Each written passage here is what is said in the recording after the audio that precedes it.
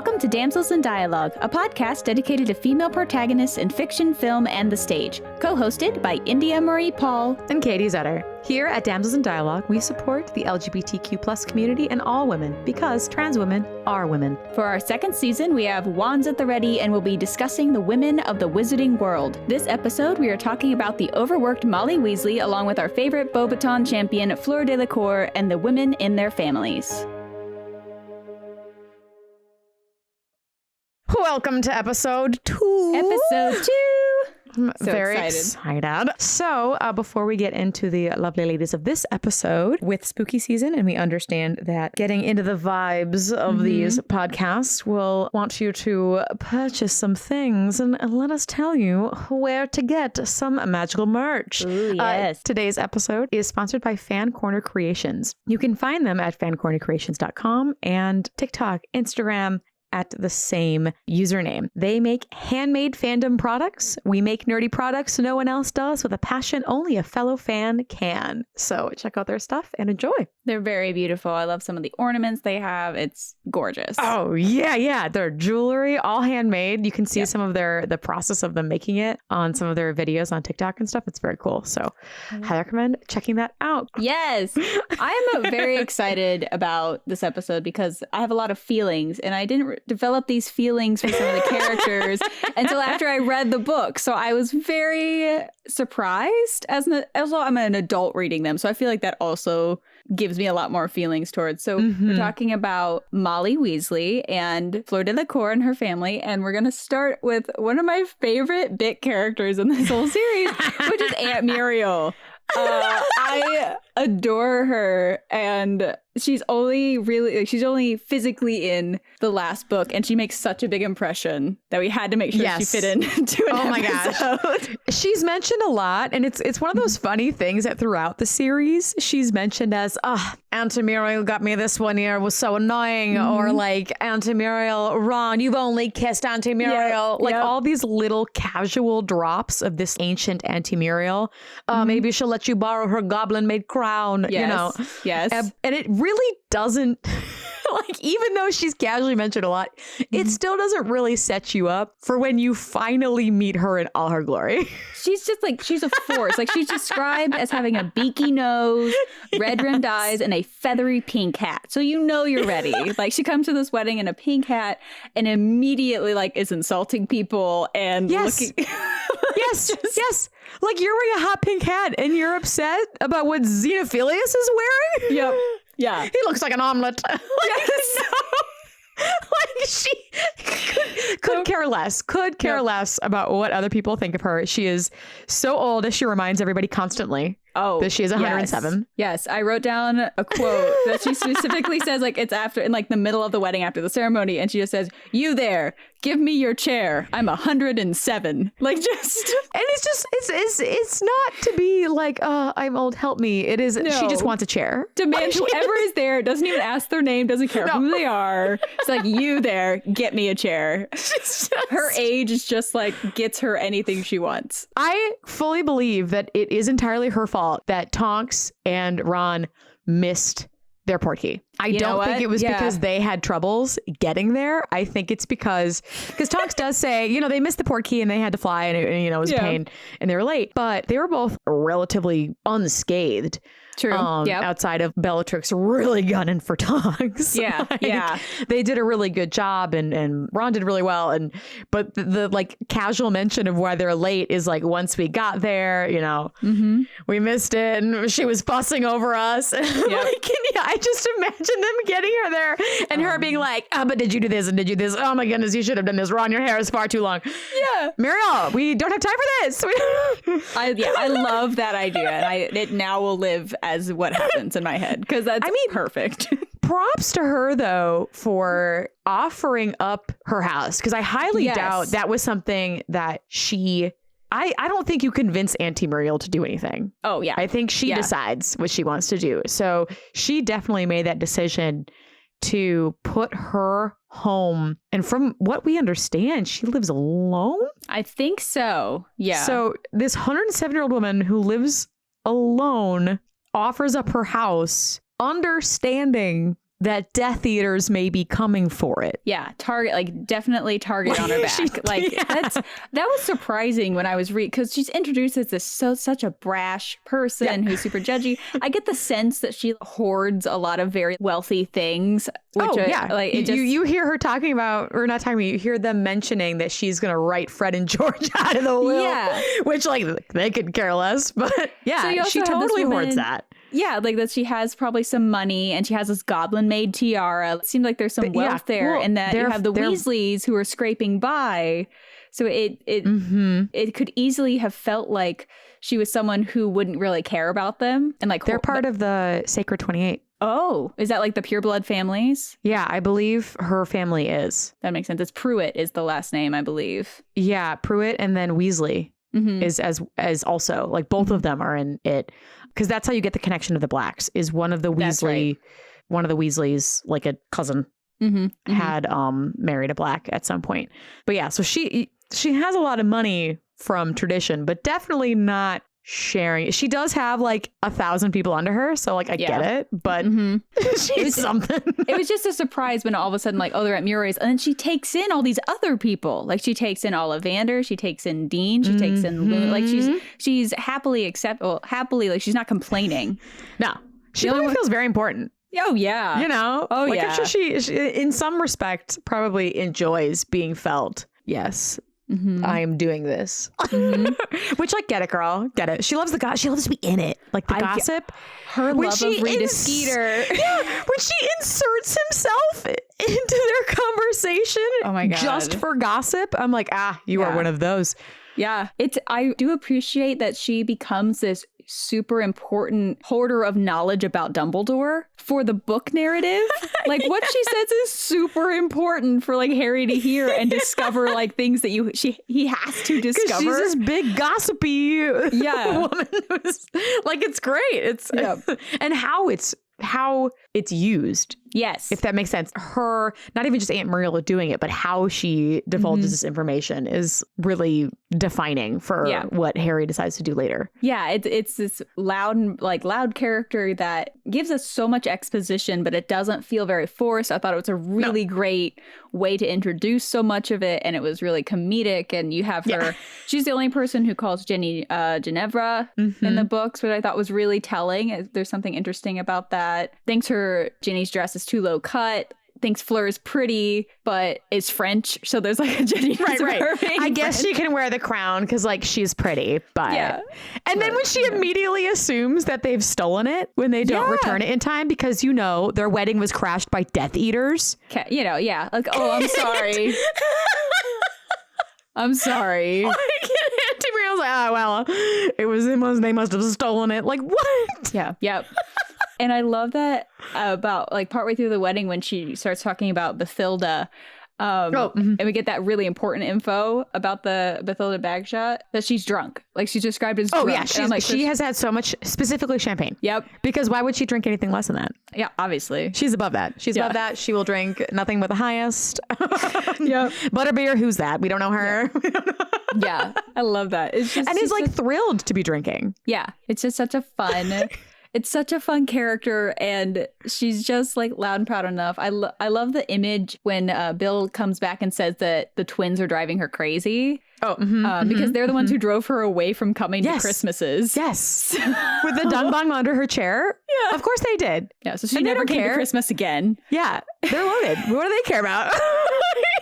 And now they're running their store from her house. And I was like, can you imagine? And like what she runs mail. Buy mail. Yeah. All the owls coming to her house with this stuff everywhere. So much stuff. And how dangerous it is too. Yeah. She must have like just shoved them into a wing of her house and was like, do not leave. Yeah. I mean, Hermione accidentally gets punched in the face by like casually touching one of the items in a box. I can't even imagine. Auntie Muriel, I assume, with her wealth and everything, has enough money that her house has probably fairly good size. So I imagine her I imagine her just shutting them up in like a whole like corner of the house at their own door. Like, we don't even want to deal with them. Yeah. Like, don't come near me. Don't. But still but protects still willing. them. Yeah, still like- willing. There's, still family. Yeah. I'm sure there's still a sense of pride with them being so successful. Of course, doesn't want that in her house, on her roof. Yeah. But yeah, they make some money from that. yes. So. Yeah. Well, and she has a lot of people in her family. I mean, Molly's two brothers were in the original Order of the Phoenix and both died in the original Order of the Phoenix. So she knows what they're all getting into. Yeah. For her to offer all that up, I imagine it to be like a little bit like Granny Longbottom, as I was just as thinking I've been about calling Gran. her. Yeah. A little bit, not quite to her extreme, but I imagine it a little bit like that of proudness of family and what they're capable of and what they're doing. So, but man, she's not a great person.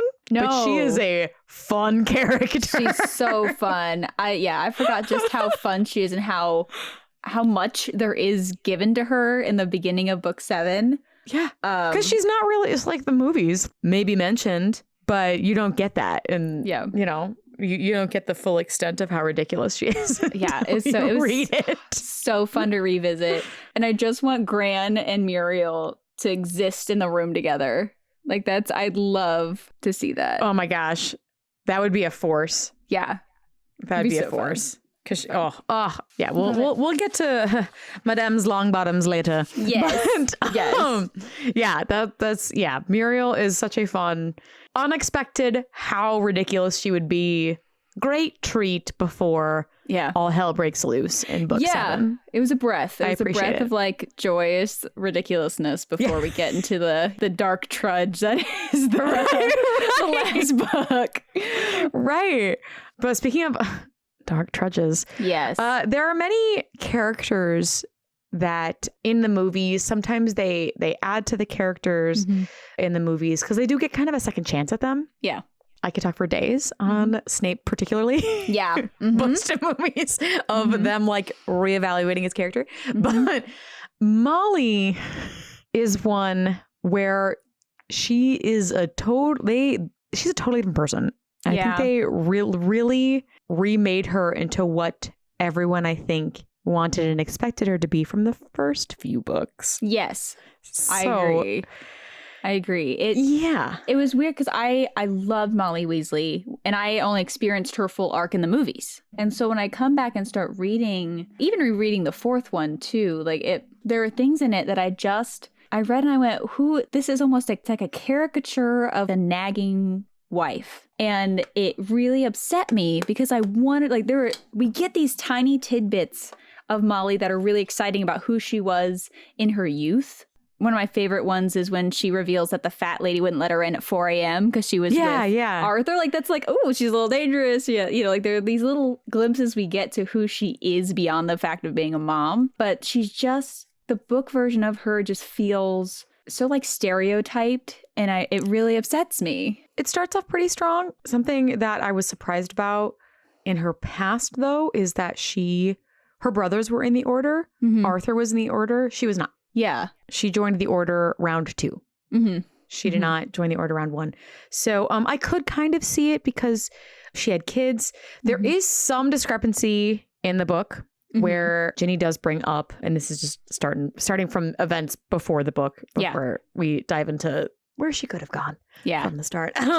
Ginny brings up, oh, well, you and Dad did it too when they're discussing, how fast Fleur and Bill are getting married and stuff. And it's like, that doesn't really add up because that's more of the Lily and James getting married at 20 and having a kid immediately. Yeah. Molly and Arthur are significantly older. They have to be, yeah. Yeah. Because Ron is Harry's age. So Yes.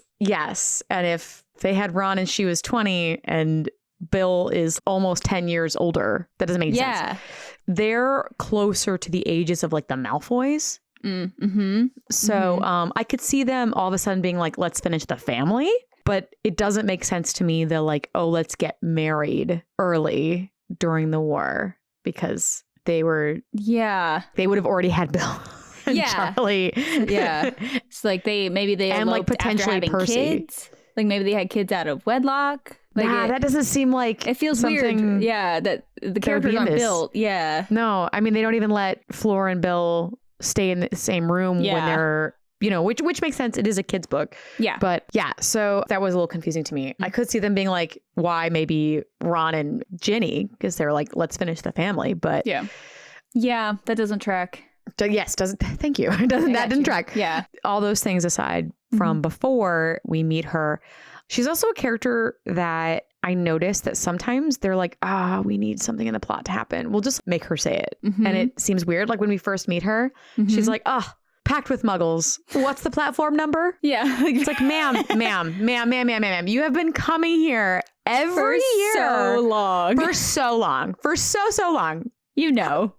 You know. So that was definitely like out of character. We just need this to be said. Yeah. But she starts off really strong as a person where she's like immediately kind and helpful to Harry without even knowing who he is. They set up a bit of how chaotic her life is and how like she has to be like pulled in so many directions and right. She forbids Fred and George from asking Harry about anything with Voldemort. Like you said, you get the hectic life a little bit. And something interesting that you see is in book 1, Ron's mentions, she always forgets that I don't like corned beef. And then immediately comes to her defense and is like, well, she hasn't got much time, 5 kids and all. But in later books, she on the train is giving them stuff. And she's like, I know, Ron, it's not corned beef. You see these moments of her like doing her best. Yeah. I can't even imagine. She has to be a queen of magic. Oh, they talk about how her housework, her house skills. Yeah. Household spells. There we go. Yeah. Her household spells magic is just like insane. She also knows quite a fair amount of medical magic, which of course you would need to with the twins.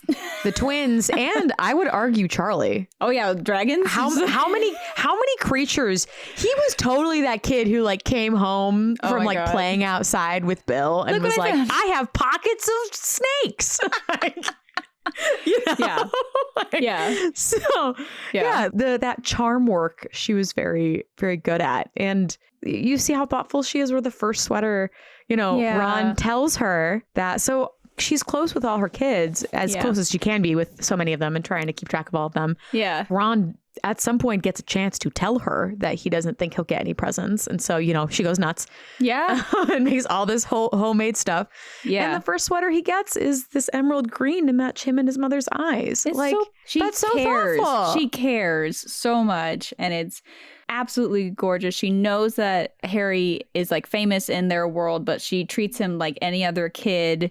Just wants to protect him. And like, it's so beautiful. Yeah, I think she would just start out pretty strong. And you enjoy her. Yeah, you enjoy her as the books go on, and you see her sending like Easter eggs and so cute, making different sweaters every year for them. Yep, and all of the homemade food, which I think is very, very sweet. There's something that Dumbledore says about her in later books where he's like, okay, let's get you inside where Mrs. Weasley will surely talk about how you're wasting away, like something along those lines.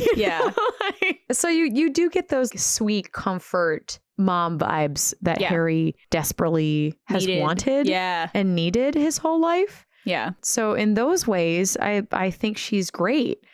Were there any other great things in the earlier books that you wanted to mention too? Something that confused me because of who she is in later books was in the second book, she argues against telling Harry. It felt very like needed to reveal information about Sirius. Oh, she does it the whole time. She doesn't want to tell him ever.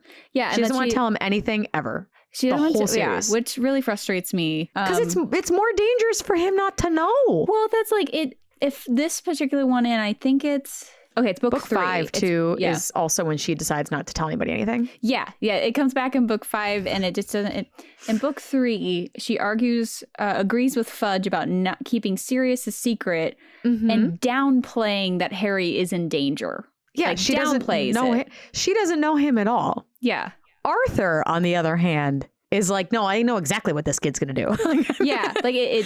I feel like she would be more worried about the danger he's in, and maybe not want to tell him still, but would at least be concerned about the danger. Like specifically in book 3, she argues like, oh, it's fine. Like it'll be. Yeah. I mean, she does the same thing with Ginny all the time. Yeah. She just assumes that they will never be in danger because she will never be allowed.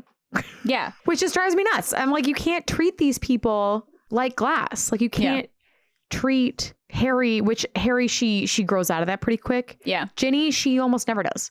Yeah. And it's frustrating because it just is tough on her, which we've talked about in our last episode. Moms can be flawed, and like, it's a weird mixture of overprotection and it's a very, it's an interesting thing. And not understanding the kids, not understanding people super, super well. That's what I understand her overprotectiveness. It does get incredibly frustrating in later books. Yeah. But I understand the like mama bear overprotection.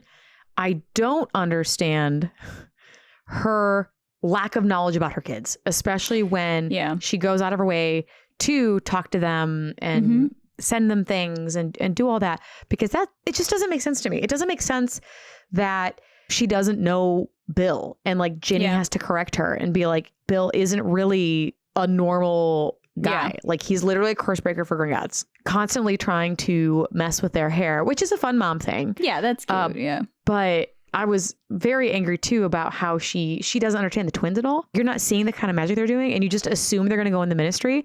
She never brings up Charlie. She's never like, oh, Charlie is doing great things. It's, oh, why aren't you doing this like Bill and Percy? Yeah. It's just weird to me that you've already had one kid do kind of a very different and is being very successful at it. He's a very they wouldn't have brought Charlie Weasley to the Triwizard Tournament if he wasn't one of their top guys. Like they had vowed that no one would die. Yeah. They need their top trainers there or their top people. So I just don't understand her lack of understanding of her kids' desires. Yeah. You know? It felt like playing into the idea of her being a mom that wants the kids to follow a very specific path, but so many of the other children hadn't by that point. Like that's why it just doesn't, it's not like every single, like it was a family thing that was passed down and they broke it. It's extra tension between her and the twins. Which I mean, be concerned. Don't get me wrong. I would also be concerned if my kids were like, what I dropped out of school and I'm making a joke shop. Like, like that. What are you doing with your lives? Like, I understand that. Would I burn all their stuff and throw it all out and tell them they're wasting their lives away and they need to go into the ministry and how dare they not get enough owls? Yeah, no, I wouldn't. Yeah, like that's what, there are things like that where it feels like it's very close to being on track with who we want Molly to be, but it just gets pushed into this... Goes too far. Yeah, into like a caricature of it. You do get the feeling that the twins love her and have always caused her trouble and that she loves them. Like they buy her beautiful things when they have money to do. Like, oh my gosh, that she proudly wears. She's so excited. Yeah, it's so her sweet. Hat and her necklace. And So I wanted the scene of her like being worried about the twins, but not yelling and constant nagging. And that felt weird to me. You get it. I don't mean to skip so far ahead, but I feel like in book 2... And book 2, she's pretty much the same. Yeah. Book 3, you get it a little bit with that discussion in the Leaky Cauldron with Arthur, where she's like, don't tell him. Yeah. Going into book 4, this is where I think book 3 a little bit, and it just gets the ball rolling of the inconsistencies and the problems with Molly Weasley, because in book 4 you have the sweet moments of course she would come to the Triwizard Tournament to support him and to bring Bill because Arthur's busy. I love that for them. I love that she did that and came like those two. Like that's so sweet. And that wonderful comment that we mentioned in the last episode of she's there and they're all chatting before like the last meal before the maze, and Harry's like, this feels like home because Mrs. Weasley's there, and Ginny and Bill and almost the whole family's there, and that's really exciting. You get those like sweet moments,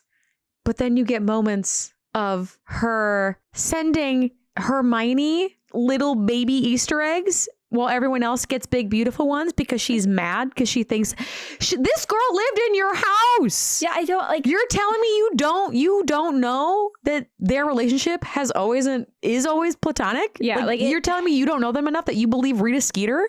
That was so frustrating because she just over your knowledge of the kids. Just yelled at Cedric's dad about believing Rita Skeeter, and then hypocritically believes Rita Skeeter about the relationship with Harry.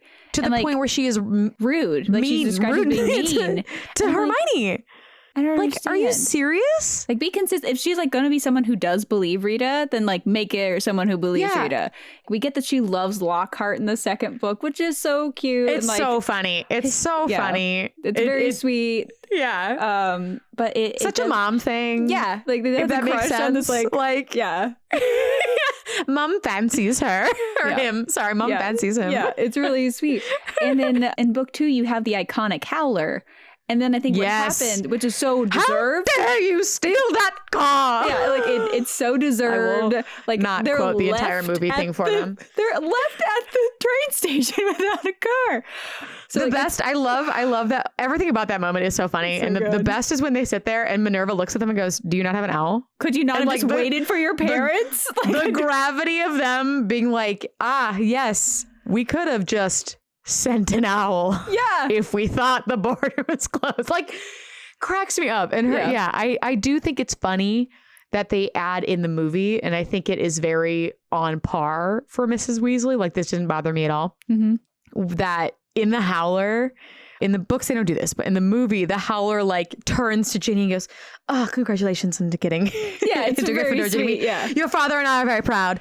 Yeah. So, that was a cute addition in the movie that I'm like, that's believable. Yeah. And you do get in the first few books, I loved, and in the movie too, like that, where she switches so quickly from like, "Harry, it's so good to see you," and then yells at one of her kids. Yes. Like that is so endearing. Yeah. Like, yeah. Oh my gosh. Yeah. It feels so and it's real. all throughout the whole book where she'll go back and forth. Yeah. And she never gets their names wrong. I know. It's so that is like, the one generic mom thing they did not give her. She always gets their names right. Yeah. The only times she quote unquote doesn't is when Fred and George are just being when they're messing with her. Dumb. Yeah. Yeah. But I feel like the Howler was so iconic in book 2, and then so much of the later books just feels like she's constantly like sending a Howler to everyone. Yeah. I need the rest. But not a Howler, just regular her. Yeah. In Howler form. Yeah. There's like, I want the rest of her. It's so frustrating. It's so frustrating because she has unnecessary Hermione hate. Yep. And then book 5 is where it really goes off the deep end. Yeah. Book 5 drives me nuts. Mm-hmm. I understand her being very protective of her kids. I get that. As she saw should. both The her world's brothers. falling apart. Her brothers both died in the last order. Yeah. I get it. I get you're worried. But I understand not telling them the details of stuff. I understand that they should be at the meetings. They should be getting on the inner workings of what's happening because that can be dangerous. I understand that. Mm-hmm. But keeping them out of the dark of absolutely everything, especially Harry, who is in the middle, is in the middle and hasn't been told anything because he's been in the Muggle world for a month and a half, is dangerous. It's dangerous to not even tell the bare bones of, okay, we think they're infiltrating. They haven't shown their cards yet. These are the people we think are in the circle. Be wary of them at school. Like that kind of stuff. Like that bare minimum. Mm-hmm. She wasn't willing to tell anybody. And her screaming match where she's like fiery red, screaming at everybody and gets so upset when Lupin, Arthur, and Sirius both side against her. And she's so mad that she still barges in and screams at them. Yeah. And Lupin has to be like, fine. Are you serious? Are you for real? I don't think what they said to Harry was too much. I think they told him just enough to keep him in the loop so that he would understand just a broad stroke of what they're doing, but not give him so much information that if they did take him or if something did happen, that he would endanger anyone or himself. Yeah. Sirius handled it really, really well. Yeah. So, the tension between Sirius and Molly she was almost put into so many of these last books as conflict that there's she gets jealous of him. She hollers at him. He's more my son than yours. Why can't he be my son? You've been in prison. Because that's his fault. Yeah. Like he was just wrongly accused and survived Azkaban. I'm sorry. I was a little busy trying not to die. He immediately is nice to her after those conflicts happen. He's one of the first people to come in and like help her and comfort her and be like, this is what needs to be done in the house. Yeah. And everything. And she doesn't read that way to me. She reads to me as like, we're pretending it didn't happen. Yeah. But like, I was right. Well, yeah, I think what frustrates me is she is allowed as a strong woman You're allowed to be completely terrified. You're allowed to be so confused about what to do. You're all of the Bogart thing broke my heart. I think the Bogart thing. I want to talk about that. I want to talk about Mrs. Weasley's Bogart because she sees everybody dead, which is terrifying. Yeah. It's absolutely terrifying. It's heart-wrenching. Mm-hmm. It's a beautiful moment that Ginny is not included in. It's weird, right? That, every single one of her kids is mentioned and very bluntly. Yeah. It's mortifying. It's like dead twins, dead Percy, dead Harry, dead Ron is like how it's phrased. Yeah. And Ginny is not one of them. Mm-hmm. And I truly think it's because she puts her on a pedestal and is this glass thing that if she locks up, she will never get anywhere where she could be dangerous. Like ignoring the possibility so much that her subconscious Bogart won't even show Ginny as being dead. Like cannot even fathom it. And like there is something so beautifully heartbreaking about that moment of Harry finding her like that because she can't get rid of a Bogart that I think is supposed to help us understand why she is the way she is in book 5.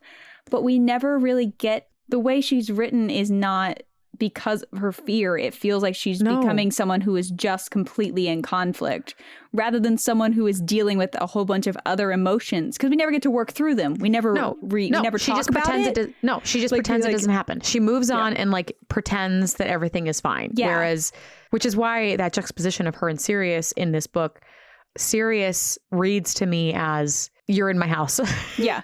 We're living together. We're trying to make this work. So we're going to be cordial. Whereas Molly has a couple moments where she goes from screaming match or whatever to suddenly having this brilliant idea of, great, well, then things are going to be like this. Yeah. And like puts on a face. Yeah. And she doesn't apologize for anything. She doesn't understand what she's doing is wrong a lot of the times. Like, yeah. And she's allowed to be flawed. She's a human. Oh, of course. Of course. But it doesn't feel like the Molly the kind of empathetic Molly that we get in the first few books. Yeah. And that's what she feels. She just feel like she's always screaming. I just feel like she's always screaming and upset. She's either crying because of Percy because, oh my God, the trauma. Let's actually have her like talk about how hard it is to deal with the fact that her son has cut himself off in the middle of a war. For the wrong side. He's being dumb. Like, that's traumatic. That's mortifying. But nobody ever talks to her about it. No. They literally say the twins and Ginny are like, don't mention Percy. Yeah. It's like, could someone talk? Maybe if we just had a couple more of like Molly expressing herself a little bit more than just screaming, we could forgive the screaming. Because I just wanted to know that it was coming from a place of terror. Right. And the only thing we see that is the kids dying, which, I mean, even if they had mentioned in the books, how cool would it have been to have a scene of her, you know, maybe they catch her and this was like the final straw, the final time that they're trying to like beg them to be in the meetings. And she finally breaks down and goes, you weren't there when my brothers died. Yeah. Just like that there's trauma coming up, that to have a moment of like, this is dangerous. This is life or death. This isn't the funny, extendable ears. Yeah. Like, that would have made it a little more understandable, but it just came off as preachy. That's not organically flawed, just preachy. And that's what I think why I say like stereotype's the wrong word, because she is playing a lot of things that are happening with this character, but it feels two-dimensional at times because we don't get the side of like what is causing her to all of a sudden be a mess of them. Like she's constantly crying, which I would be too, like and yelling, and I wanted a little bit in the narrative of understanding where she's coming from. Yes. Like you said, she was a howler. Yeah. A lot of it. The entire end of the series. And like her family keeps getting attacked. Can you like, oh my God. Her youngest daughter gets attacked in book 2. Arthur gets attacked by a snake. Ron gets poisoned. George loses an ear. Arthur wasn't supposed to survive. Really? Arthur was not supposed originally. I can't remember what article this is in, but she had thought about killing him in that book and then realized maybe she shouldn't. Arthur was one of the people who was not supposed to survive the series. That's fascinating. And that would have been tough because Arthur, their relationship is very interesting because he understands the kids. Mm-hmm. He understands them completely. And he doesn't treat Ginny like she's a piece of glass. You know, he's not like, yeah, go fight in the war. But yeah. And also, like, it's funny to think about like her treating Jenny like a piece of glass because she's the first child and the only child to get directly hit by Voldemort. Yeah. The reality of her being killed is much bigger. Much higher. And then she's the one who's not in the Bogart scene. I don't know. I will say with Arthur, what makes me laugh, and this relates to Molly, is that he is the Muggle enthusiast. But Molly is the one who does the Muggle things, like send a letter to Harry with all the stamps on it and orders Muggle taxis. Mm-hmm. So she's the one who goes handles to the post office to do it. Yeah. Even though he's the one who knows about it, supposedly. Right. And also it gets a little frustrating sometimes because you get the Fred and George aspects of ingenuity and curiosity from Arthur. Yeah. You can see that. And this is another one of the things where I'm like, Molly, do you understand the people you live with? I understand the like, oh my gosh, the car that he illegally changed, and like that kind of stuff like is really, but when she's thrilled that he got promoted at work and doesn't have to work with the Muggle stuff anymore because it was so silly. But that's what he loves. Do you know him? Like, do you know him? Like, you know, like I get it's quirky, fun, silly, but that's what he loves. right. And it so easily could have been, in some books it is, this cute little like dad, like Ginny says when they find out that him and this other doctor at we're using the Muggle remedies at Mungo's were like trying to use the stitches, which I mean makes a lot of sense.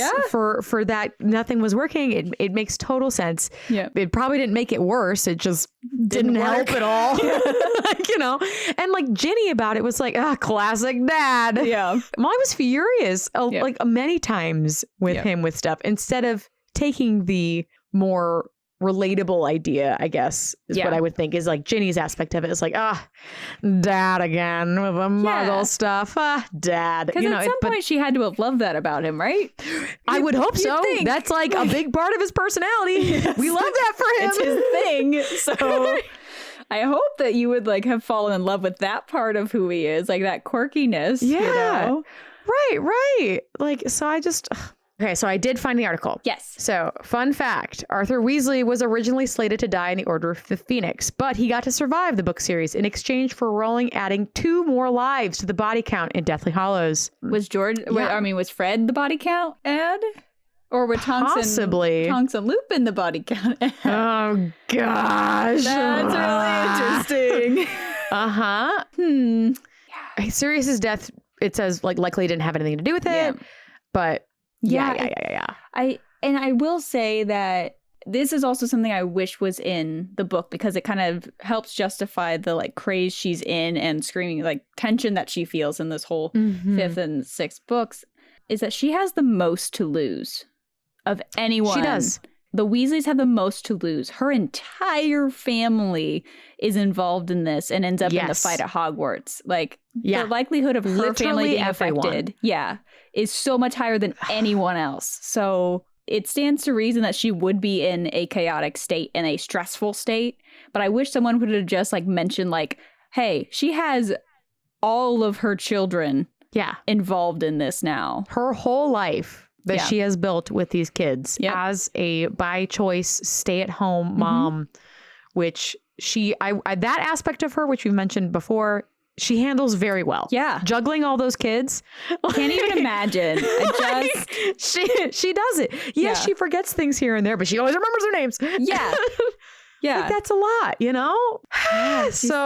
There's definitely lots of parts of the movie that, and the actress is great. She's so good. Portrays her very, very motherly and more of a like quirky mother as opposed to this like aggressive. Yeah. I'm just going to make this happen because I'm going to tell you to do it and you're going to do it because I told you so. Like, I do think the version of Molly in the movies becomes the Molly we wanted. Yes. In the books, which is I agree. Why it's interesting for me to have seen that first and then to read it being like, oh, this is not what I expected. So I was really grateful for that second chance of movie Molly because she does. Yeah. That's what makes her final duel so amazing. Yeah. is because we have like felt like she's this mama bear who's like, don't touch my daughter, you bitch. Like, and that line was taken straight from the book, but it's not as satisfying in the book as it is in the movie. Yep. One thing about the movie, though, that I am very disappointed in, and this is a lot of people in the fandom, I've seen a couple of things about this, people being upset, is Voldemort and Bellatrix dispersing into the air when they die as if they're not human. Like, no, the whole point is that they are just human. Yeah, like that they're dead. Like Bellatrix just crumples and she is just human. Yeah. And they won, you know? So that was a little bit not as satisfying of that. But the line, that's my daughter. So good. Was so in the movie is great. Like, oh my gosh, yes. Yeah, you're just screaming. You're like, yes, get her. Like, it's like, she's just like lost a child. Like, there's it feels so satisfying. And it's still satisfying in the book, but it's not as like, I'm not like rallying at the same way that I am in the book. Yeah, the movie definitely sets that up to be better. Yeah. And I know we've talked a lot about her faults and things that there are some faults that she has that could have just remained faults and they didn't need to like be dug into so much that she is a terrible human sometimes. Yeah. But speaking of that, shall we go into our least favorite thing? Our like rant about Molly Weasley. Well, the woman, we talked a little bit about the woman on woman hate last time with Jenny, and this full on from Mrs. Weasley too, and it just came from all sides to Fleur. And I've never been a fan of woman on woman hate. Growing up, you see the like cattiness of the high school life and the mean girls and all of that. Yeah. Like you have even in this series, you have the like Pansy Parkinson generic evil, like snotty girl gang. Like, you know, and that I didn't mind. I'm like, that's what she is. Yeah. Whatever. Yeah. You know, you get some jealousy here and there. With romantic interests and things, understandable. Yeah. This Fleur stuff just felt like women on women hate because we need something funny. You know, it's funny. Yeah, and it starts with Hermione in book 4, where she just like is so rude to Hermione, and then the Fleur thing just like. And Fleur, so we had to bounce a little bit back and forth, but Fleur's like introduced to saying like some rude things, and we'll connect these two because this makes me so frustrated. So, but even how Fleur is introduced with her rude comments, a lot of them are justified because she has to leave. She has left her country, not even just her school, and is choosing with a couple other students to give up one of their last 2 years at school, if not their last year at school, to stay in a place that is not home. Yeah. So like some of the comments I could understand. Also, it seems to me that Fleur is very hard to please, but once you prove yourself to her, loyal. Just can do no like it's amazing. That's why it's so interesting. It feels almost stereotypically French. Yes. Very like plays into that stereotype. But the Mrs. Weasley hate, I could have been okay if Mrs. Weasley wasn't a big fan of Fleur. Yeah. And everyone else was like, she's not my favorite. But because of the rest of the hate, it all just makes me angry. It's just, like, and why she's upset with Fleur makes me so mad. It's not gets another daughter, gets to talk wedding, which she like tries to get out of at every chance that Fleur tries to talk with her about it. And it's not like, oh, I'm upset because this is the first wedding. This is the first. I'm giving away one of my kids. Oh my gosh. Like that's not what she's upset about. She's upset that it's specifically Fleur because at a second notice, she's like, but like Tonks. Yeah. And I'm sorry. You didn't. Once again, another one of her, I swear, if she was a D&D character, her wisdom would be like -10.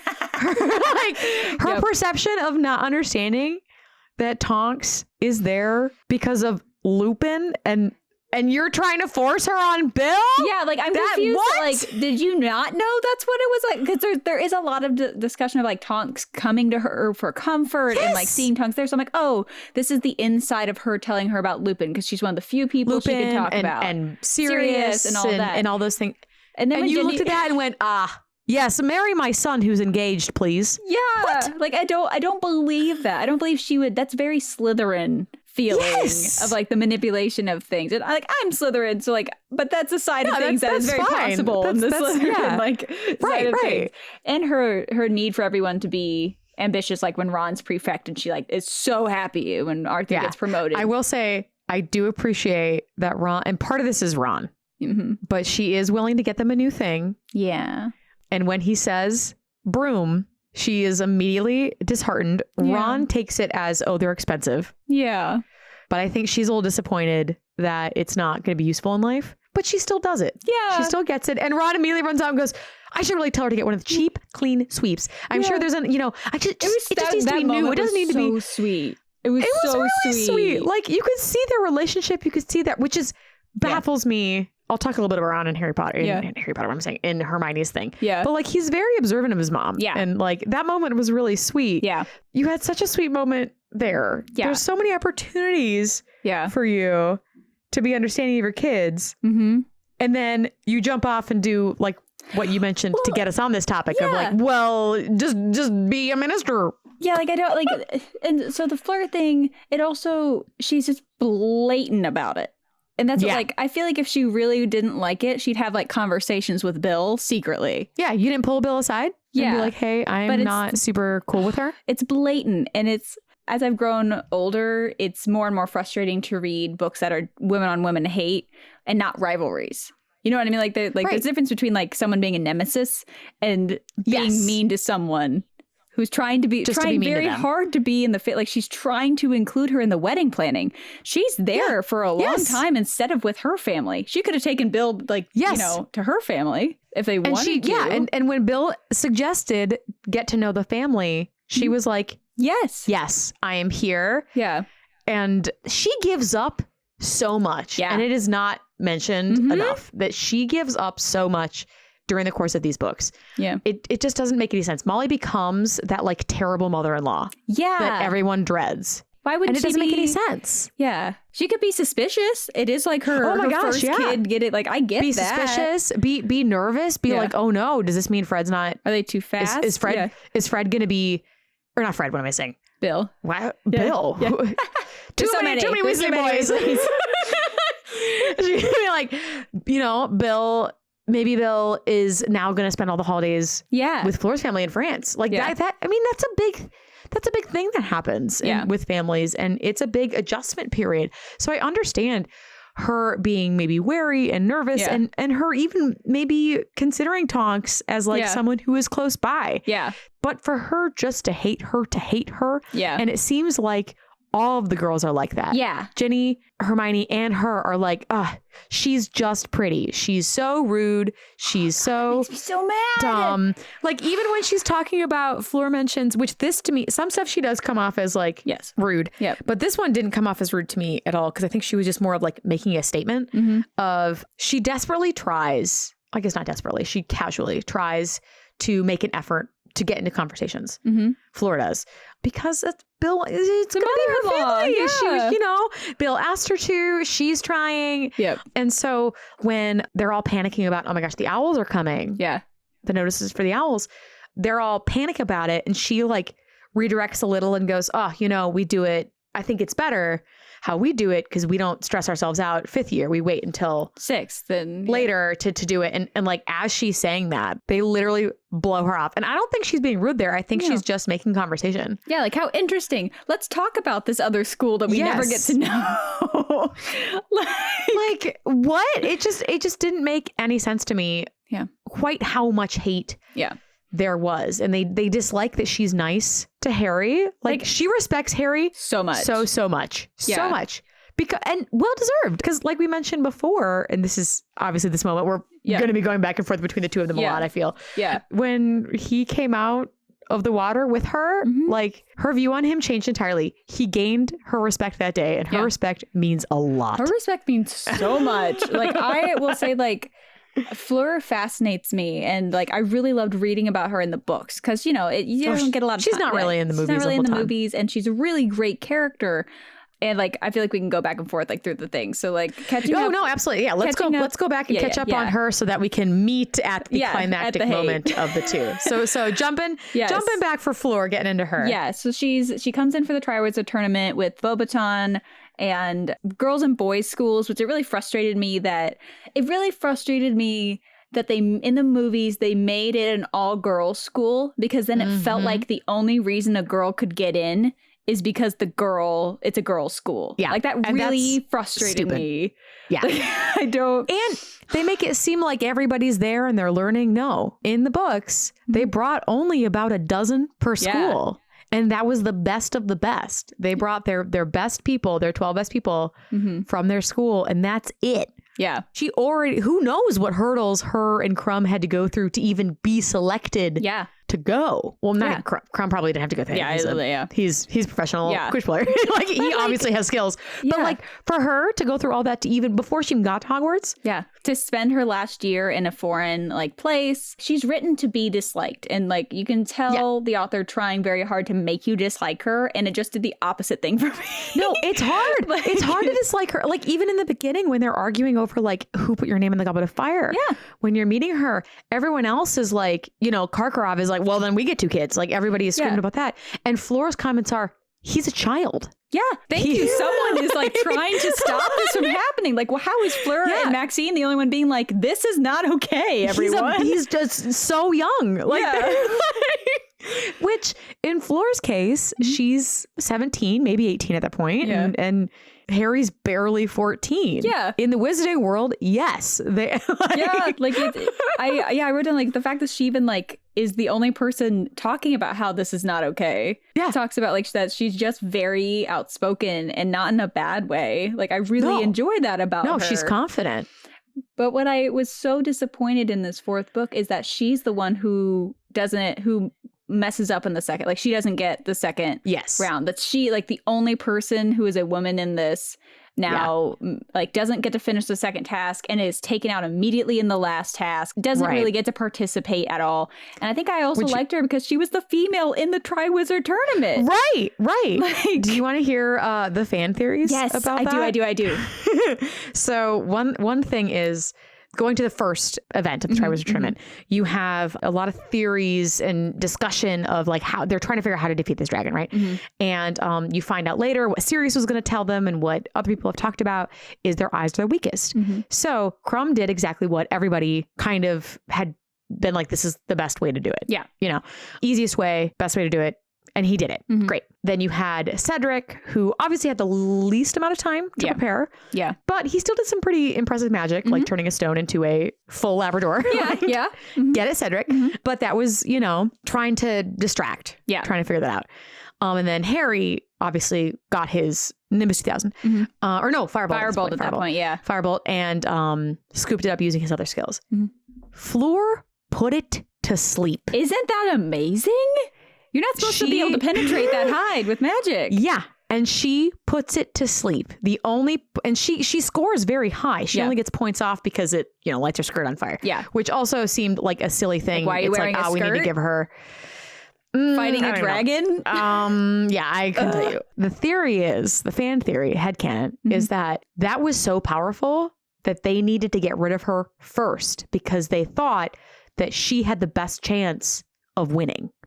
So they knocked her out quickly because, you saw earlier in the books, multiple people stunning a dragon to try and get it to calm and it down. Work. And it took so many to eventually get it to calm down. So for her, because they even say that she's one of the fastest. Yeah. Literally all of her time was spent like getting rid of the fire on her body, Yeah. So, and even that was very minimal because she didn't have big old skin grafts. Like poor Cedric comes out and half his body's all wrapped up like, thanks, Harry. Yeah.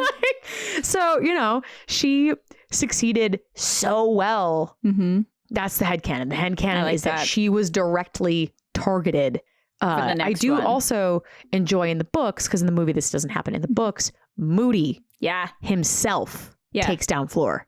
Yeah. Like didn't trust Crumb to. He did it himself first. So that's kind of where that headcanon comes is, okay, a bunch of little Grindylows. Yeah, it felt so weird, right? That seems weird. And then when she's down already and you find out that it was the Death Eater himself came and was like, this one needs to go. Yeah. That's a big deal. I would have wanted that pointed headcanon, out. Yeah, I enjoy it a lot. Because in the movies...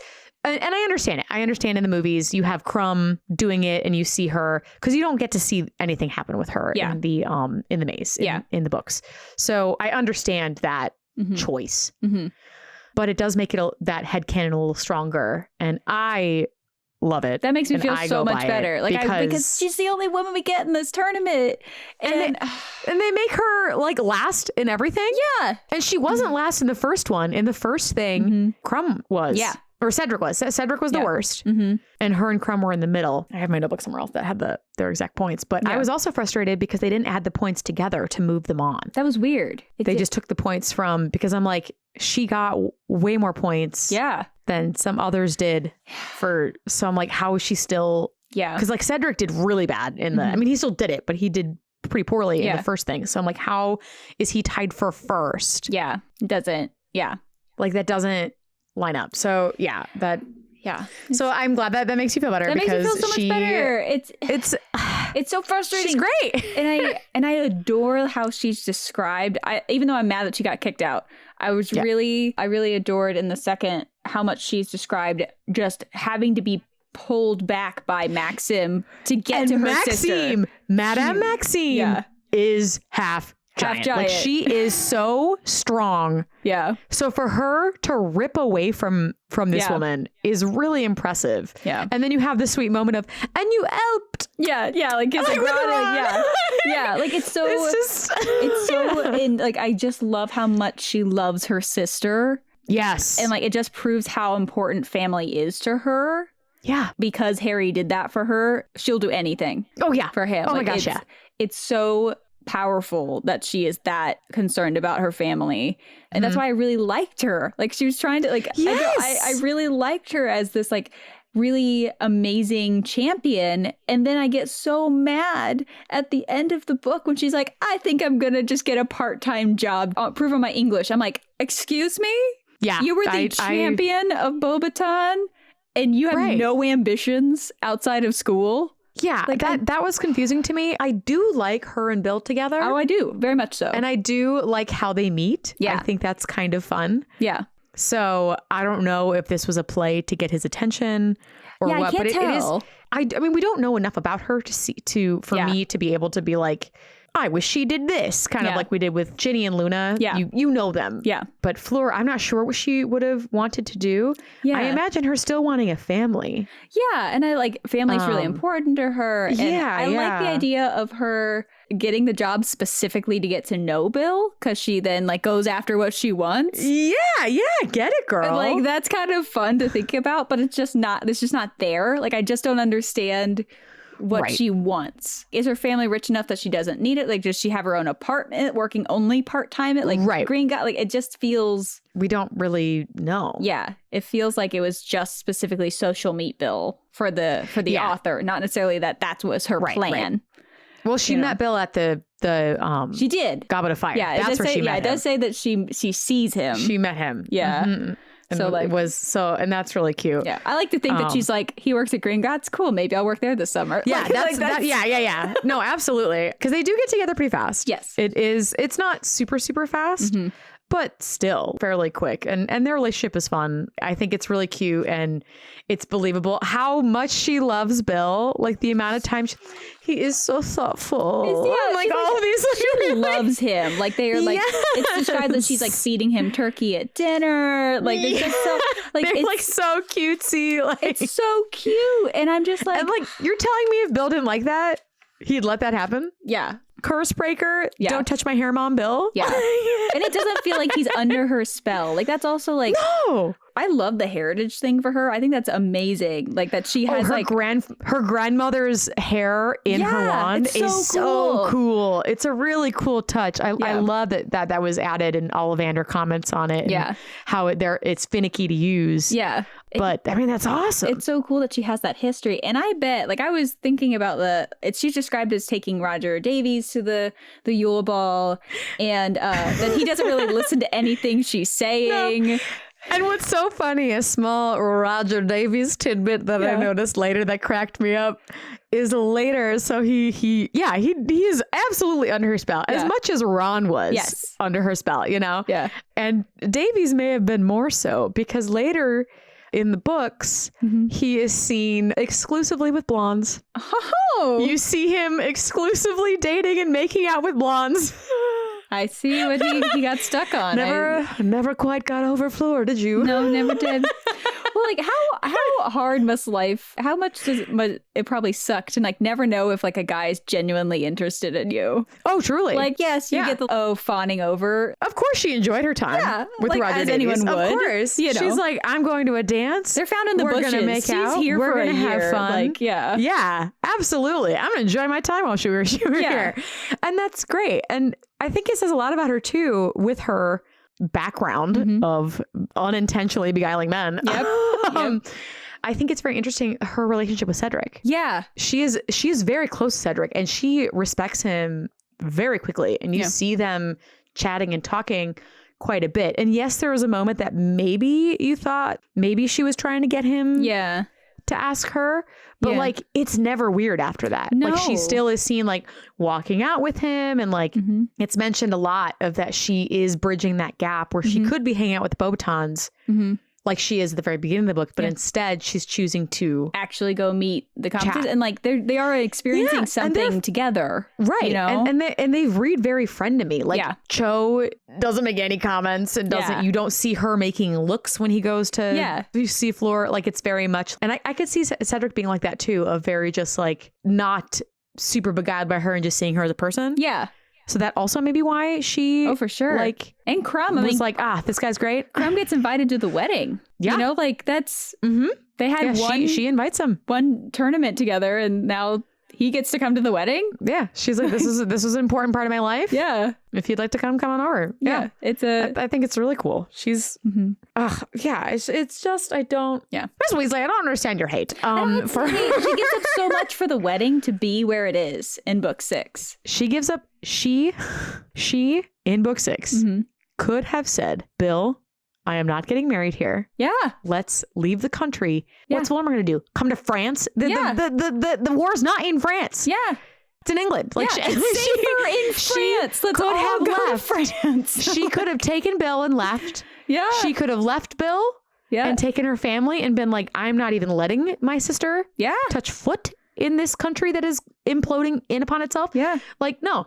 She did not have to be a part of this war. Nope. And instead, she chose to. Yep. And that is not given enough credit. Yeah. And that's the like... Not at all. I do like... As much as I absolutely despise the woman hate that's in it, I think it's because of the payoff you're supposed to get when Bill gets attacked. And I just like... And this moment, Fleur, I love her. Yeah. I love everything about her. Molly handles it a little weird. Yeah. But that moment... When she finally has this blow up, you discover so many things in this page of screaming match of that Fleur has been having in her mind for now the better part of a year. Yeah.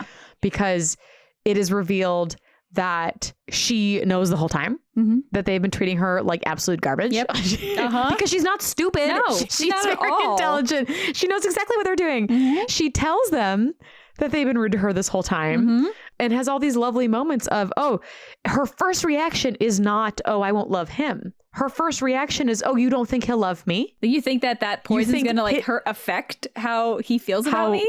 And I think that's very powerful. I think it can be read as she is vain. Oh, no. But to me, it reads very much as, are you discrediting your own son? Yeah.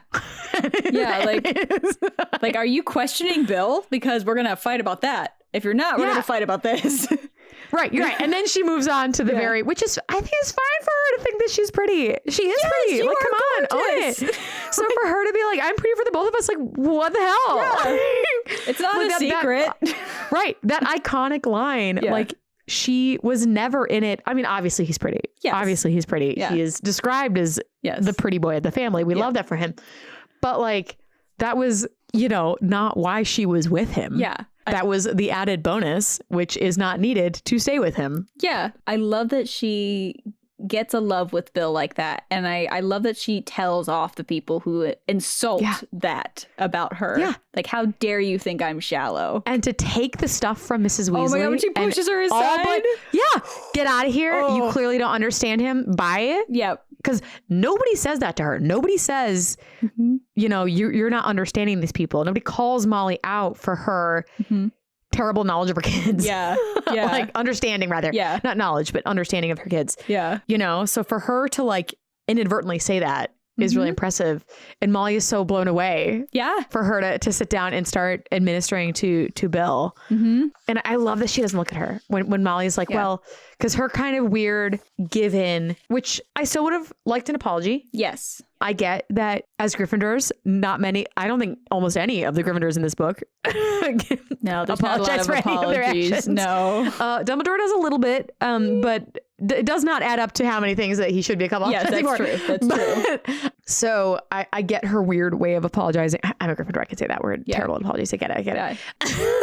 So, but her being like, oh, I'll get this crown for you. It will look lovely for the wedding. I get it as I give my it's an olive branch, okay, you guys can get married now. It's like, we're gonna anyway, like, let's be real. And her not looking at him, Fleur not looking at her and not taking her eyes off Bill as she continues her work and says, yes, that'd be fine. I love that for her. I'm like, yes. Molly does not deserve a thank you for that. Like, it's, and then you have them like make up and like embrace and things, but I'm like, I think all this hate towards Fleur is for this moment, and I just don't know that you needed it. I think it's still a really powerful moment. Yeah, the moment could have happened without all that nonsense. And for Molly to immediately assume, this is just more of her not understanding people. Like her to immediately assume, oh, he was going to get married. Yeah. Fleur would have been gone a while ago. Yep. Like she doesn't need this shit. The war has been building for a while. Yeah. She is literally risking her life to be there with Bill. Yeah. Excuse you. Yeah. So, that, but moving on from Miss Weasley and diving more into Fleur. Yes. Because I think we've talked about the rest of Mrs. Weasley. I will say there's a really cute interview of the actress who plays Molly Weasley talking about how beautiful her dress was. Oh, I love that. For the wedding. I love how beautiful that. her dress was. Amethyst robes, you know? Yes. And in the movie, she wears, I think she may wear green. Yeah, I don't think it follows the wedding colors like the book said. No. But it's really pretty. Yeah. And she's very, like, the actress is very thrilled with the dress she gets to wear. Yeah. And she's like, I got to dance with Daddy Weasley. Yep. And so, that reads to me as like silly, sweet Molly. Yeah. So I do appreciate how much she brought to the role. But Fleur, with her wedding, some things that I could see as like maybe they're trying to be catty. We had talked about this. Yeah. Because choosing colors, like could have put Ginny in their colors of maybe pinks and stuff, but she didn't want it to clash with her hair. So instead she changed them to make them gold. That actually is very considerate. That's incredibly considerate. It's written to make you not like her. But it's actually like, and it makes her more endearing. Yeah, but really, after having planned a wedding now, like that's a big deal. Yeah, you actually have to think through some of the color choices with everyone. Yeah. Well, yeah, and it's just still reading at this time, all that she gave up for a wedding. Like, did she want a big wedding? Did she not? Like, did she care? Like, she wanted to get married in France? Like, and now she's at the Burrow and they're celebrating. And the fact that Harry has a nice birthday celebration in the middle, like the day before the wedding, so then she's totally fine with him taking the thunder. Yeah, she's not a bridezilla at all. It's I love that her dress is described as simple. Like, it's a simple white dress. It's perfect. I love how that whole moment is described of her, because she's so pretty. She doesn't need it. And it was so beautiful that she chose this dress that normally her beauty is overpowering almost. And you see her, whereas because she dressed so simply, it's like describes something about like her beauty, like everyone was affected. It's like radiated and was radiating like beauty. Everyone felt beautiful. And she didn't make herself the queen of this party. Yeah. She shared, this may sound silly, but like she shared the beauty and energy with everyone around her. And I think that's beautiful. And I think they did do a pretty good job in the movie, because her dress is pretty simple outside of that stunning black peacock. They took it the step further, I think, to make it feel magical. Yes. I think they did a really good job. And I liked who played Fleur. And I really enjoyed, like, her sister is mentioned a couple times, Gabrielle. I love that she's described as like mini Fleur, and that she gets kind of enamored with Harry Potter, how Ginny was in like the first book. You know, like, he saved me. Yeah, it's just really cute. Like, it's this famous wizard, and he saved me. Can you imagine going to school and being like, guys, Harry Potter saved me.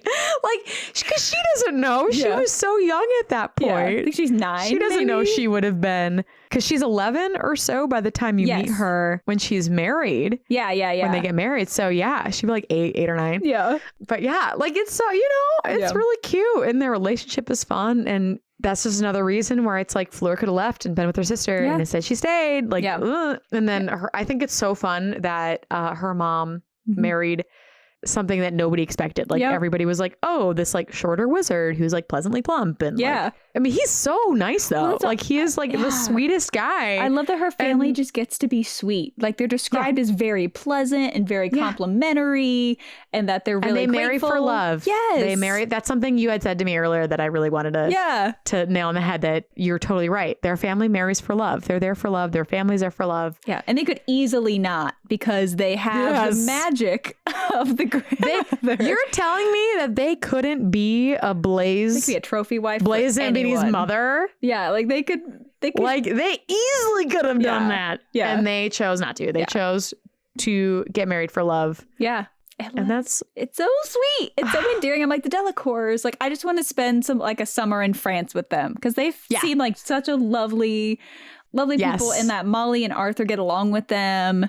That it just after we have the Bill werewolf attack explosion of stuff, then you get to see her actually like bringing Fleur in as this family member, and they move and get their own house, and they live in this cottage. She allows so many things. I mean, Bill too, but she allows so many things to happen.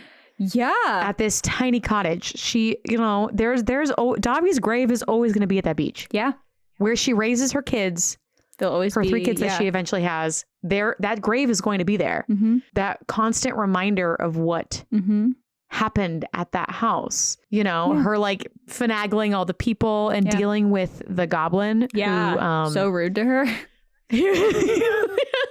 Yeah. He was rude to everybody. Yeah. But yeah, he was rough. You had Ollivander, who like she had to like bring back from the brink of death. She has to be very skilled to care for all of those injuries. Yeah. Because she's the one doing it, not Bill. Yeah. And Bill's not going to work anymore. Yeah. But they very clearly state that she's the one who is doing that. Yeah. But the Skelegro in her apron, like that she's got to like, I mean, she's got to be a powerful witch. Like, she was a champion. She has the skills to do that. And I love that Bill and Fleur become the ones that Ron escapes to when he's not trying to let the family know what he did. Like, they became a true safe haven. Yeah. And that could have been awkward. Yeah. That could have been awkward for both Ron and Fleur. Yeah. But Fleur never, Ron gets a little blushy around her sometimes. Yeah. But Fleur never lets it affect her. No. That he tried to ask her out and then like ran away like an idiot. Yeah. She's fine with it. Yeah. She never brings it up. She never talks about it. She never behaves differently towards Ron. Yeah. I think that's really, really telling. And something in the beginning of book 7 that I wrote for her is that she is the one after she joins in the decoy thing, puts herself in danger with the Delph Eaters, which is amazing. Don't look at me, Bill. I'm hideous. Yeah, that's so funny. We love that. We love that. But she's the one who demands to know who let the sea. Like she, like she's the first person, and she's like, someone did this, and nobody corrects her because she's not wrong. Yeah. Like everyone's afraid to say it, and she's just like, who did it? This is not okay. Like it felt very like after the Triwizard tournament, she's the only one being like, hey, what's happening? Well, also this is kind of that thing where she has that really strong sense of, if you are in my group of people, I trust you, I respect you. Somebody's wronged Harry. Oh yeah, she will rain fire down on whoever wronged Harry. Somebody has threatened her family. Somebody has threatened Bill. Somebody, she just watched Mad Eye Moody get killed. Yeah, like Fleur saw it happen. Yeah. So for her to rally when, she wasn't as close with him, but she witnessed it. Yeah. And to come out and be like, we need to, we're getting to the bottom of this. This is like, who did it? Even. I love that she like stepped away from Mundungus too. She was like, you're smelly. I don't like you. And she good instincts. And she like puts herself between the twins. Like, I don't want to be with you. Yep. Fleur is that kind of heroine who stands up for what she believes in and what she believes is right and takes action. She's very action based. She doesn't stand on the sidelines, wait for someone else to take charge. She does it. And I think that's why I really wanted Jenny to like her from the beginning. Yes. Because I feel like she's an amazing sister-in-law for right. Ginny. And instead it turned into, but she's like prettier than me. So yeah. And that's like it. And by the seventh book, Bill comes back and says Ginny sends her love when he comes back from Muriel's after dropping off Ollivander. Yeah. And it's you don't get to just a casual. Yeah. We just needed to know where Ginny was at that point. Yes. You know? Yeah. But no, them coming back to fight and do all that at the end. Because she came back too, didn't she? Yes, she came back into the fight as well. To fight. Yeah. Like that's... Yeah, she came right into Hogwarts, a school huge. she was not even went to, to protect. To fight in a war that she doesn't need to be involved with. Yeah. Like we don't... To fight in a war that she could have. She risked her life, risked her husband's life, risked everything. Yeah.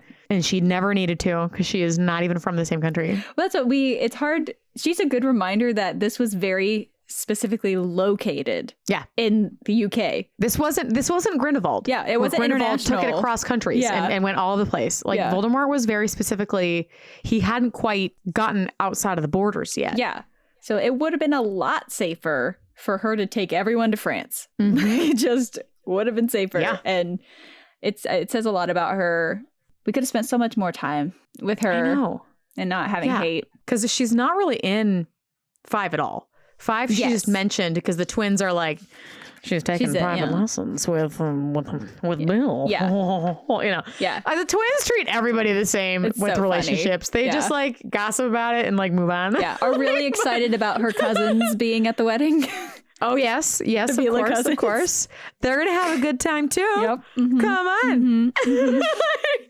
But yeah, book 6 could have, I don't know. They could have done her better, but and she is great. I enjoy her a lot. The woman on woman hate, like I understand that you're trying to build a narrative so you can have that big explosion, but it just felt too much. Unnecessary. Yeah. There could have been tension without just hate for hate's sake. Yeah. And calling her phlegm just seemed so inappropriate. Yeah. It seemed on a new level of like cattiness that we didn't need. Yeah. Because they're all older. Rude to how she speaks and her country. Yeah, she's speaking a second language. So part of the bluntness is just the fact that she's not speaking her first language too. It's just rude. Yeah. It's beyond rude. It's unnecessary hate towards a fantastic heroine who went out of her way to do all this stuff that she didn't need to and helped this war and I think we get a little bit of Molly back in book 7 because we do have her like trying to keep them apart, but you understand it's because she's worried. Yeah, but it makes it almost more dangerous. It 100% does. It's frustrating. Yeah. Because it's, once again, we don't get an explanation. She doesn't have that breakdown moment of, it's not, oh, you're going to get yourselves hurt. It's, oh, you're not going to school? Well, then it's not about this. I'll just keep you separated constantly. And it's like, you already know they're going. Help them. Everyone else has. Yeah. Arthur and the twins helped Ron with the ghoul to make it look like him so that their family would be targeted. Yeah. Arthur has said multiple times, we're so far deep into this. We are the biggest blood traders. Yeah. Like all the target's on your back. Purebloods. Like we're already there. Like this is, it's, he's going to go and do this. They're going to go and do this. There's nothing we can do. Yeah. Multiple conversations of Dumbledore said to trust Harry and where she uses Dumbledore as an excuse plenty of times in book 6. So much. Suddenly in book 7, he's not an excuse anymore. Right. Yeah. It's just frustrating. I understand her wanting to be concerned and protect, but it just seemed weird because it also like tainted the last few days they had together. Yeah. Which was a bummer because they it's not like because they were doing all these chores. I mean, imagine if instead she nagged them as a mom would, nagged them about you really shouldn't do this, but let them play a last round of Quidditch with the twins and Bill and Charlie when they're all together. What if and Ginny? What if they all got to play Quidditch together, which would have been for the last time because Fred doesn't survive. Yeah. Like what if they spent an afternoon testing all of the twins' new products? What if, those kinds of moments, those family building moments could have been beautiful, really great. And instead, with some nagging. Because she was in denial. She's not perfect. I think she was in denial so much about what was going to happen that I wanted her to have that, like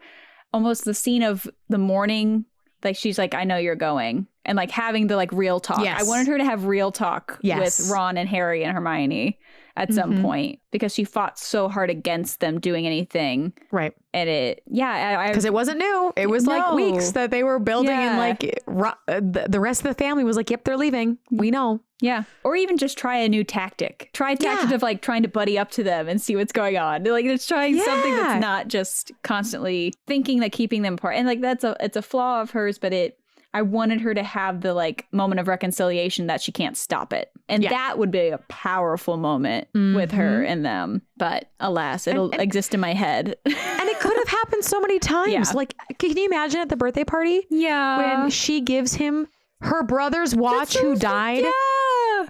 He was in the order. This would have been a perfect moment for her to be like, I'm sorry I couldn't get you a new one. Yeah. This one's from my brother who died for the First Wizarding War. Yeah. For these same things that you believe in. Yeah. She has dealt with death. That would have been such a good moment to bring that up.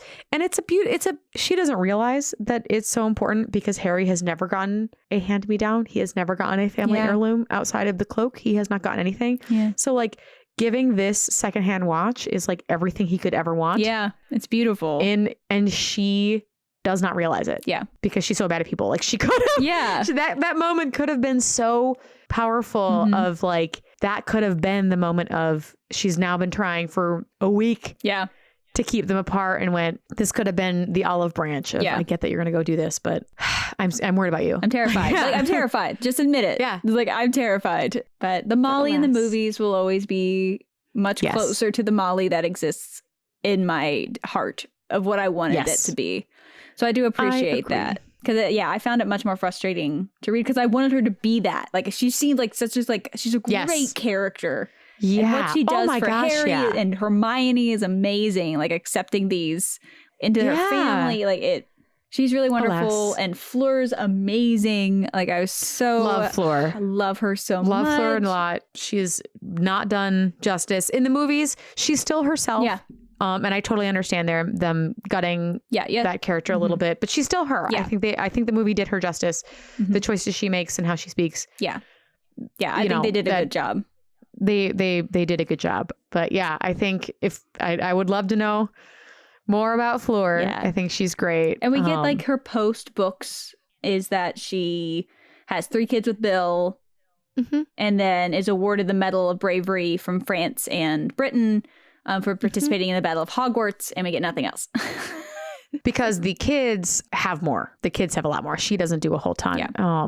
But the kids, one of them, Victoria, I'll say her name wrong, but she actually dates Teddy for a bit. Oh, yeah. In school. Yeah. And then they do more stuff in Cursed Child and stuff. But yeah, she's kind of like. But I will say the idea of her choosing to be a mom as her profession makes a lot of sense to me. Yes, like they're very family oriented. Yeah, I feel like her family, herself. It feels like a very like compared to what we were talking about, kind of Jenny last week. Like this one feels like that feels on track. It makes a lot of sense that Fleur would leave and just raise some. 3 more very beautiful children, witches and wizards. They have to be beautiful. Like they're an 8th villa. Victor has the blonde hair. Oh, that's so cute. It's some alteration of Victoria that my brain is not finding right now. But she definitely has the sheet of blonde hair like her mother. But and so Molly ends up with 12 grandchildren. So like that, like she gets another big lots of grandkids, which is super fun. She becomes the Auntie Muriel. I do love the reconciliation with Percy in the books. I really think that's beautiful especially for her to see him come. Like I think that's a really lovely moment. Fred's death more powerful, which is why I'm upset that they didn't lean into that in the movies. Yeah, because the fact that he died in front of Percy. Yeah. That's what really, really nails the heartstrings and makes it, I do like that. Oof. But yeah, these women are really great. Like I like the characters a lot. There's frustrations. Molly's tough. Yeah, I'm not a big fan. The book Molly is very frustrating. Book Molly is yikes. It's funny because like because I knew the movies first, like I still love that. You want her to be that. I love that. I really love that version of her. So the books are frustrating. And Fleur's the opposite. Yeah. Fleur I read you this, I'm get like, more look and at you love her this. more. This is amazing. I'm glad we did these two together. Yes. It's a lovely pairing because they do come into such conflict in book 6. So I think it was really great to kind of talk and like mix them together. But they're really important characters in Harry's life and in the series' life. And which is why we had so much to talk about and so many feelings. There's a lot of feelings. Truly. Like last week was a lot of love towards Jenny in the books and Luna, who I adore. But like this one, I had a lot of interesting feelings narratively and analyzing the characters and things. So thank you all for joining us on this adventure with the Weasley women and the Delacour women. Thank you so much. Yes. And I hope you join us next week when we do some more students. It's going to be a lot of fun. Oh my goodness. So many. Get ready. Just the list of people you forgot existed in the books. So. And the people who are just not in the movies that deserve to be. Yep. So see you next time.